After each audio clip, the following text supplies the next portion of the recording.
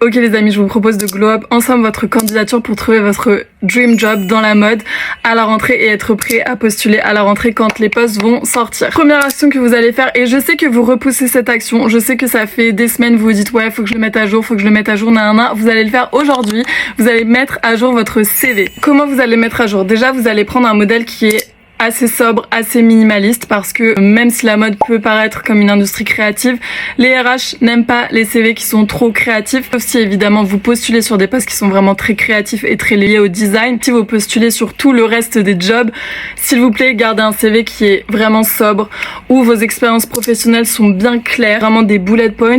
C'est mieux d'avoir un CV où vous avez réalisé des actions. Donc par exemple, au lieu de juste mettre un titre aide sur le shooting photo, vous allez mettre vraiment une action avec le résultat que vous avez réalisé.